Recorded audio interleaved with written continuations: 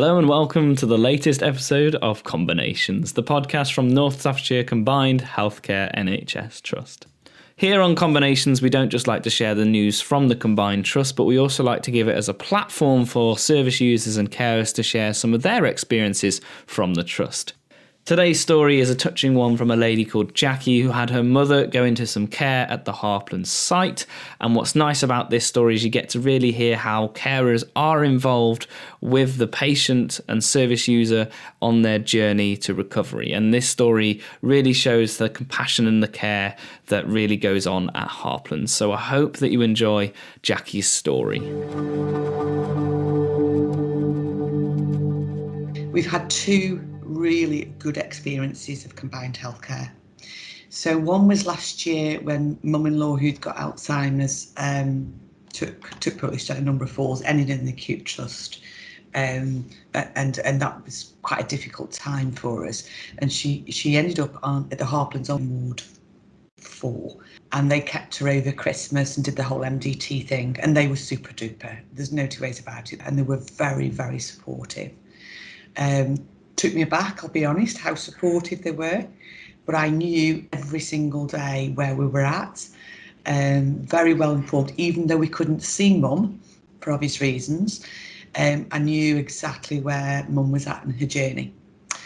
So they helped us get her into a residential home which was local to ourselves, and I never really settled, I don't think, if I'm honest, but got steadily worse. It's as simple as that.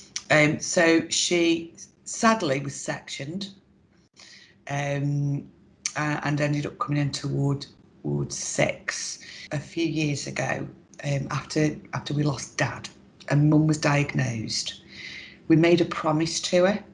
We made a promise that we would keep her smiling as long as we could. We'd keep her safe as we possibly could, and we wouldn't let strangers into her home. And that was a biggie for us because we'd made that promise.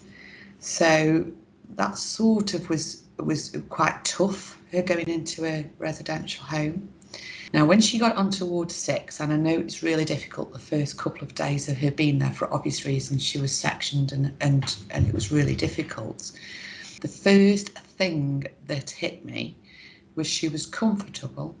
She was smiling again, so she obviously felt safe. She smiled at the nurses, and it felt that the way she talked about them, although she couldn't identify them, they were almost like they were her family, so they were no longer strangers. So everything that we promised in that is saying, this is very emotive, isn't it? It's all about us as a family, but everything we promised, Ward 6 gave her. And that is, in a nutshell, that's why I wanted to shout from the rooftops, because they gave us back what we promised her. Gosh, I can't believe I'm going to stop upset. They became a family to her and to us. They didn't fail us at all in any way, shape or form.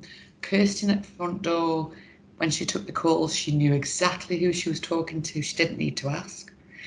She knew it was me at certain times in the morning. She knew, what questions I would want to. She'd already got the answers. She didn't need to go off and find somebody who knew, or somebody's on a lunch break, or it's not their side, or it's, they all, and no matter who picked that phone up, they all knew of her. So it's not necessarily sometimes what they did, it's how they made us all feel. So to see her going from somebody that was very upset and very, very, very angry, so very angry with life, very confused, but to see her smiling and singing, that was just, I think that blew us both of us out of the water. My husband's quite a tough chappy, a tough man, but he got a tear in his eye when she started to sing. Comfortable, clean, tidy, her hair was lovely, albeit it needed cutting, fair dues, but she just looked like the proud woman, albeit frail. She looked like the proud woman she's always been, and we hadn't seen that for a few months. Joe was just absolutely out of this world. They all were. But when Joe phoned to do the call, we had the call around when she was deemed as end of life. She bent over backwards to make sure we got everything we needed for Mum. And then towards the end, they made it so possible for us. It was incredible, actually. So they moved her room so that she was on an end room, which was by the courtyard outside. So we had 24-hour access. How thoughtful is that? They made us feel listened to, I think. They made us feel special as a family and recognise that this was a very special time. Nothing was too much trouble. We didn't ask for loads because we didn't need loads, but they were absolutely there. The night that before she died, all the staff stayed over 10 minutes just to come and say goodbye. And it's things like that. That's the bit that makes it special. You know, she was well looked after, well thought of by everybody, and so were we. So were we.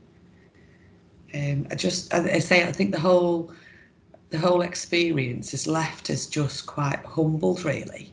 You listen, and I think that's the bit for me. And it's the difference between you either listen to respond or you listen to understand.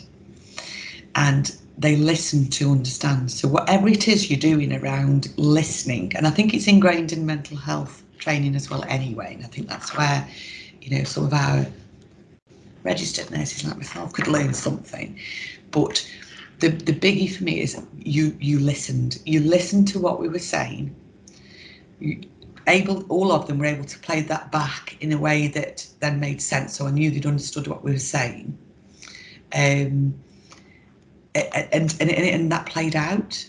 So Jo said to us, she said, I know you said you wanted all to be able to say your goodbyes. Shall we do that now together?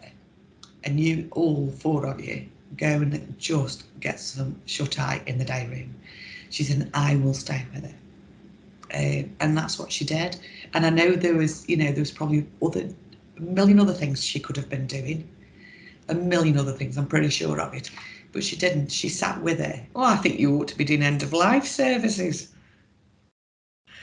If that's the service that you get, then why on earth aren't you doing end-of-life services as part of your business? Because we'd certainly, yeah, absolutely. I think getting into your units are tricky. The waiting lists are tricky.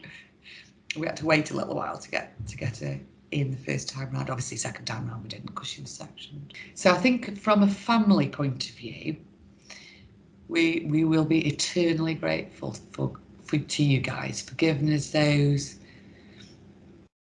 happy memories in a really awful time, because they were happy. We were happy, and that includes Mo. We were happy, and that's the bit that was really important.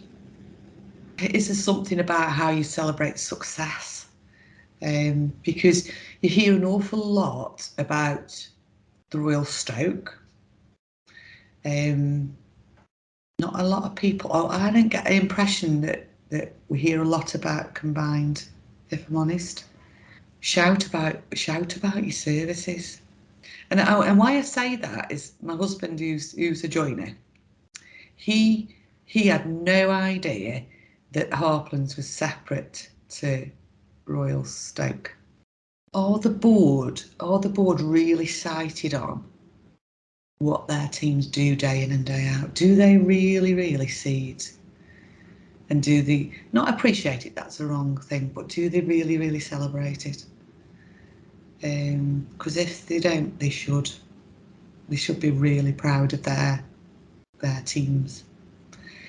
But I'd really like to think that Ward 6 knows that they are appreciated, and they must do, because they wouldn't perform like they do, must they? But I'd really, really like to think, with my hand on my heart, as each and every one of those members, the team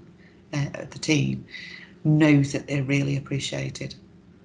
Thank you to all of them, from all of us in the family, not just me, just because I'm under the voice piece, from each and every one of us.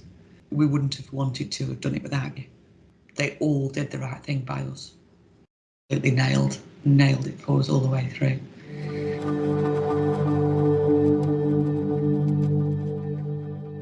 And that's it for today's Combinations podcast. If you enjoyed a story like Jacqui's, we have plenty more patient service user stories available on our podcast. If you're new to the Combinations podcast, you can check out previous episodes on Apple Podcasts, Spotify, and SoundCloud. We release the Combinations podcast bi-weekly on a Wednesday, so if you are interested in more episodes in the future, then follow us on your selected platform to keep up to date with the Combinations podcast.